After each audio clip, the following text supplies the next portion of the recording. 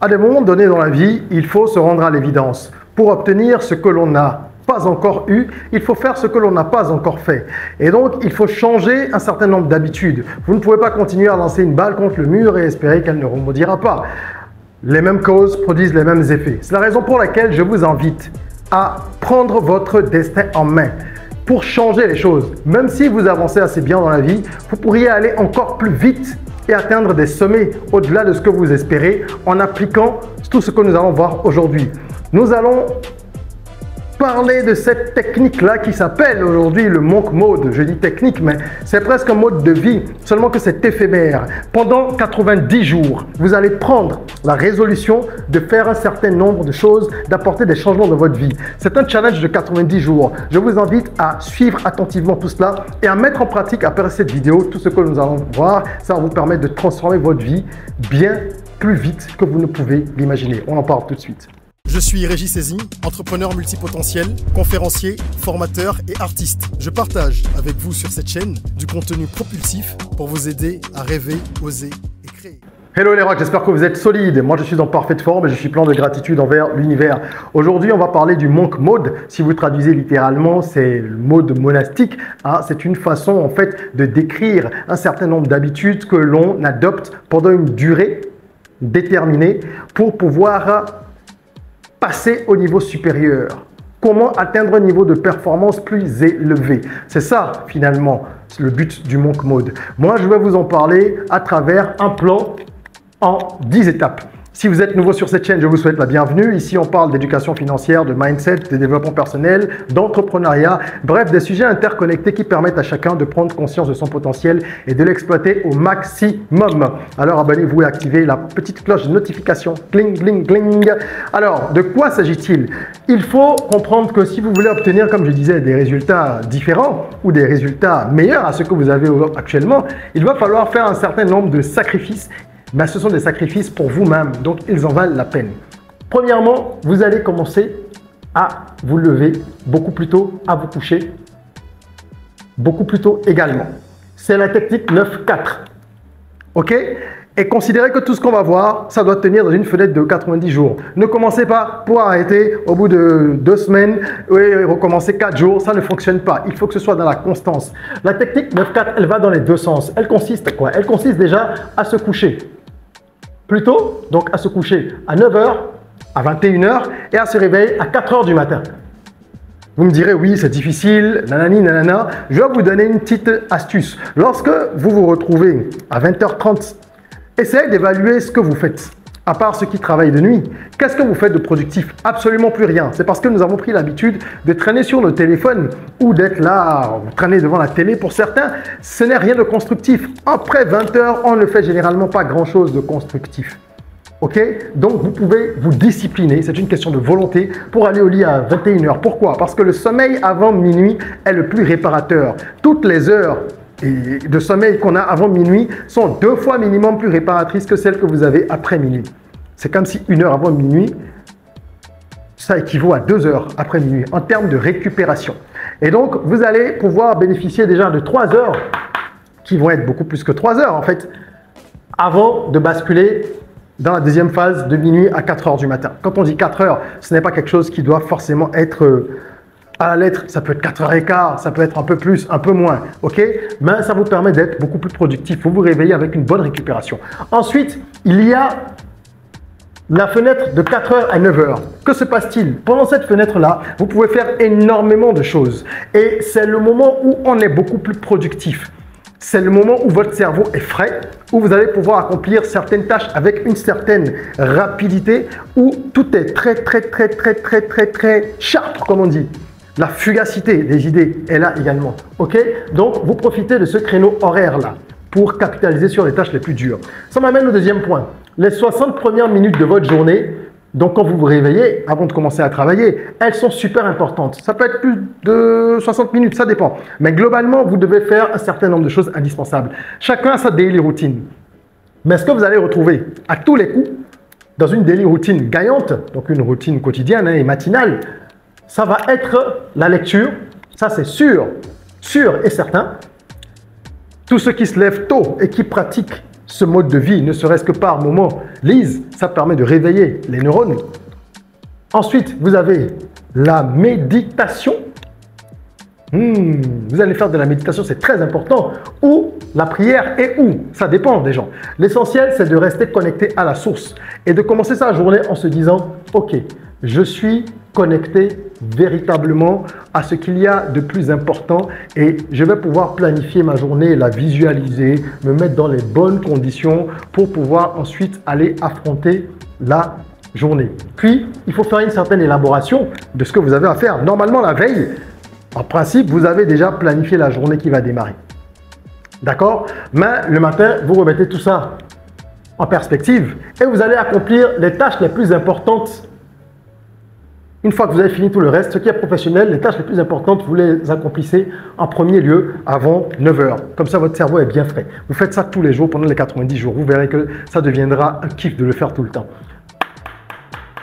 Attention, attention, stop!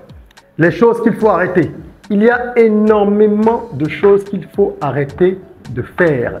Et vous devez comprendre que à partir du moment où vous ne vous mettez pas certaines barrières, ça ne sert à rien. Ici, c'est à vous-même de faire une liste. En ayant, bien évidemment, fait une autocritique avant de commencer le Monk Mode, le challenge de 90 jours, pour vous dire qu'est-ce qui n'est pas productif? Qu'est-ce que je fais qui n'est pas productif? Qu'est-ce qui m'empêche d'atteindre mes objectifs? Et vous faites une liste des choses que vous devez arrêter.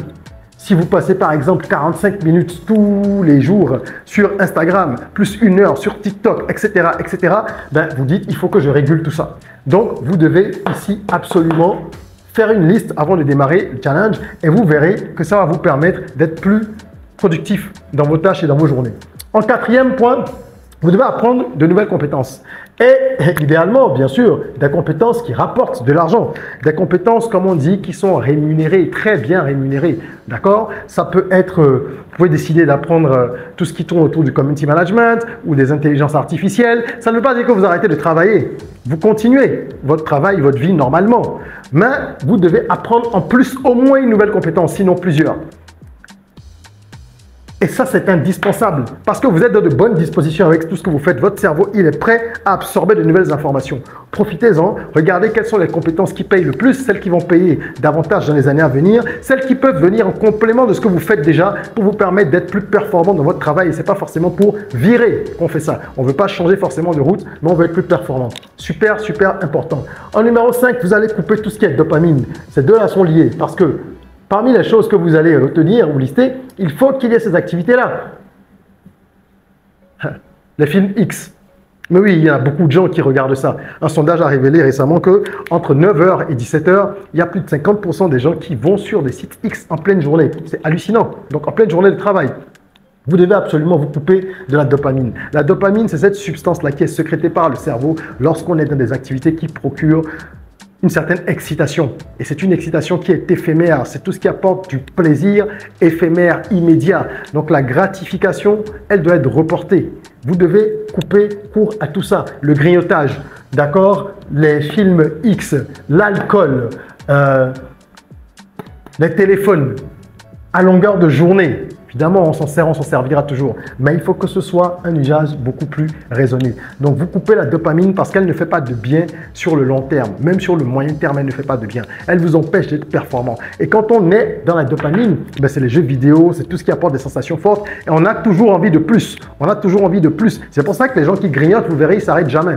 Donc, il faut combattre la dopamine pour pouvoir reprendre le contrôle de sa vie. Ensuite, vous allez absolument, ici, dans le même champ que la dopamine, j'ai voulu intégrer ça dedans. En réalité, on aurait pu séparer ce point-là. Mais j'ai voulu l'intégrer parce que j'ai dit, il faut faire attention au téléphone. Oui, seulement que le web qui est ici doit vous rapporter de l'argent. Ça doit vous permettre de gagner de l'argent plutôt que d'en dépenser. Parce que quand vous rechargez votre forfait, c'est de l'argent. Le temps que vous passez sur les réseaux sociaux à ne rien faire, c'est de l'argent. Vous devez comprendre que Internet, c'est une mine d'or. Quel que soit votre domaine d'activité, il y a moyen de gagner de l'argent avec. Vous êtes un cadre, et bien développez une stratégie sur LinkedIn pour travailler votre personal branding afin d'attirer de nouvelles opportunités à vous. des opportunités professionnelles. Vous êtes un entrepreneur, trouvez le moyen de vendre davantage. Mais ne passez pas la moitié de votre temps à scroller inutilement. Il faut qu'Internet vous rapporte de l'argent. Quelle que soit votre situation, allez sur YouTube, instruisez-vous. Il y a forcément des sujets qui vous intéressent dans la vie. Eh bien, tout est disponible sur YouTube. Il y a des vidéos sur tous les sujets imaginables. Donc, Internet doit devenir un allié pour gagner de l'argent et non pour en perdre, en dépenser et pour perdre son temps et sa vie en partie.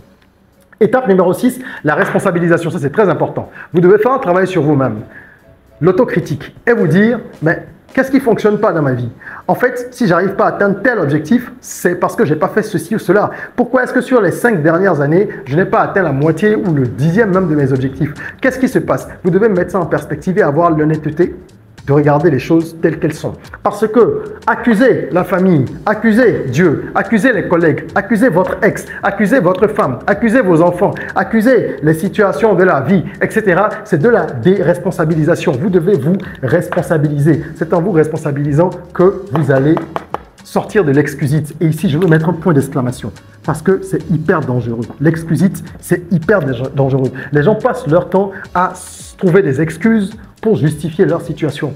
Responsabilisez-vous et vous verrez que vous ferez plus attention à chaque tâche, à chaque chose que vous accomplissez, à chaque action, parce que vous savez que le résultat dépendra de ce que vous faites. Étape numéro 7, prenez soin de ce que vous mangez. Ça veut dire prenez soin de votre santé. Eh bien oui, il y a malheureusement aujourd'hui une tendance qui est mondialisée à manger un peu tout et n'importe quoi. Et nous priorisons le plaisir des papilles au bien-être du corps. Nous polluons non seulement notre organisme, ce qui entraîne de nombreuses maladies, et on se dit qu'après il y a les médicaments, mais les gens oublient qu'il y a beaucoup de maladies iatrogènes, c'est-à-dire des maladies qui sont causées par les traitements médicaux. Donc il faut éviter au maximum de s'exposer. La science, la médecine, elle est utile dans bien des cas, mais il ne faut pas abuser des possibilités de la médecine pour manger n'importe comment, parce qu'elle ne va pas vous sauver des dégâts que vous allez causer si ces dégâts-là, ils vont en profondeur. Vous devez être conscient de ce que vous mangez. Mangez davantage des fruits. Il y a une règle simple, la règle des 3 V. Végétal, varié, vivant. Essayez de manger autant que possible des aliments qui répondent à ces 3 critères-là. D'accord? Donc, des fruits, des légumes, autant que possible. Nous avons besoin de nutriments de toutes sortes, mais il faut prioriser les fruits et les légumes. C'est indispensable. Il faut manger moins et manger mieux. Manger 3 fois, 4 fois par jour, ça ne sert absolument à rien. Vous êtes en train d'utiliser votre énergie vitale pour uniquement la digestion. Vous vous encrassez. On reviendra sur ces questions-là si ça vous intéresse. Donc, faites attention à ce que vous mangez. Parce qu'au-delà des maladies et de l'aspect physiologique, il y a également la santé qui est liée au cerveau. On oublie que quand on mange, on alimente aussi le cerveau. Et plus notre alimentation est qualitative, plus nos performances cognitives sont élevées. Donc, il faut faire attention à ça. 8e étape, ce sport. Ça, c'est évident.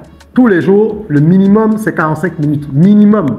Même si c'est de la marche, vous faites 45 minutes tous les jours. Ça ne doit pas être le sport du dimanche. On va jouer avec les copains et puis c'est fini. Ou on dit, non, moi j'ai fait le ménage toute la journée, je fais du sport tout le temps. Non, non, non. Allez faire du sport, transpirer. Ce n'est qu'après les 20 premières minutes que votre corps va commencer justement à véritablement éliminer. Donc ne faites pas 10 minutes ou 15 minutes. Faites 45 minutes de sport minimum tous les jours, quel que soit le sport que vous pratiquez. En numéro 9, décidez d'avoir un cercle tracteur. C'est un concept dont je parle dans mon ouvrage Jusqu'au bout j'irai, qui est un ouvrage de développement personnel, mais sur fond autobiographique. Et j'explique que le cercle tracteur, pour moi, c'est cet ensemble de personnes qui vous tirent vers le haut. Évidemment, c'est un contrat tacite, parce que ces gens qui vous tirent vers le haut et qui sont ici, ben vous devez aussi les tirer. En principe, il y a même d'autres personnes en dessous que vous allez tirer aussi. Et c'est dans les deux sens. Mais vous devez choisir vos fréquentations, c'est ce qu'il faut retenir. Nous sommes la moyenne des 5 personnes que nous fréquentons le plus en termes de caractère, d'attitude.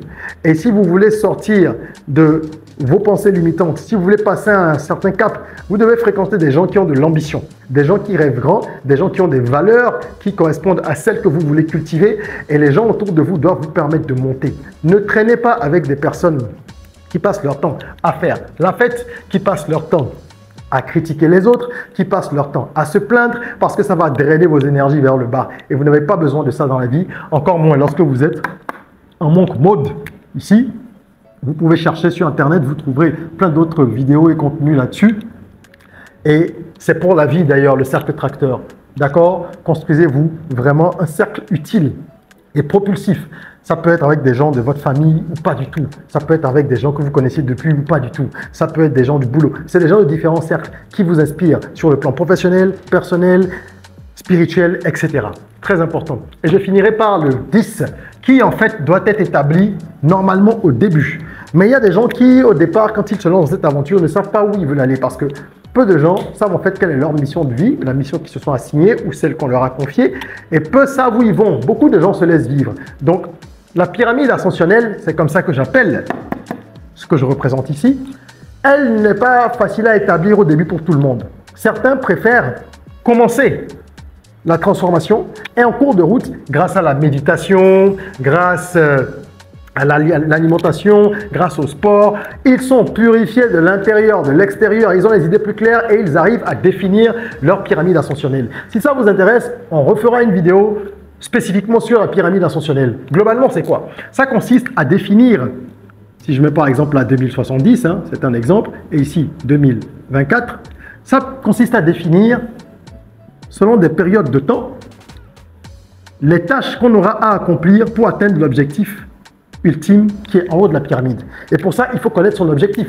Où est-ce que je veux aller? Qu'est-ce que je veux réaliser dans ma vie? Qu'est-ce que j'ai envie de faire? Qu'est-ce que j'ai envie d'accomplir? Et après, on morcelle cet accomplissement final. On va le morceler en différentes étapes. Et ce sont ces étapes-là qui vont être étalées sur plusieurs années. En fonction de ça, on saura également qu'est-ce qu'il faut faire dans la vie. Quelle formation je dois suivre si je veux pouvoir accomplir les tâches qui sont ici.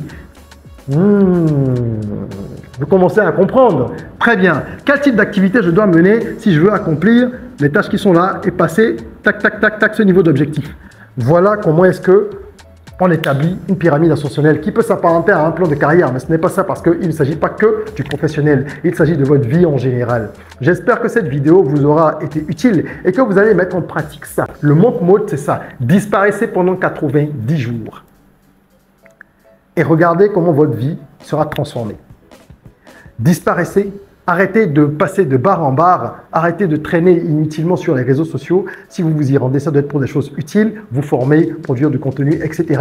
Et appliquez ces différentes règles-là pendant 90 jours. Vous verrez que les résultats que vous aurez seront magiques. Ça va vous paraître sorti d'un rêve et plus personne ne vous poussera à recommencer, à commencer à réguler votre vie, à vous organiser, à prendre des décisions constructives et propulsives pour votre avenir. Si ce contenu vous a été utile, mettez un petit like, ça fait toujours plaisir, ça nous encourage à continuer à produire du contenu de qualité. Partagez cette vidéo pour que des gens autour de vous en bénéficient également, ne gardez pas les bonnes choses que pour vous, ok? Et j'espère que vous vous êtes abonnés. En attendant qu'on se retrouve pour une nouvelle vidéo, prenez soin de vous, de votre corps, mais aussi surtout de votre mind. Et rêvons, osons, créons, soyons rock.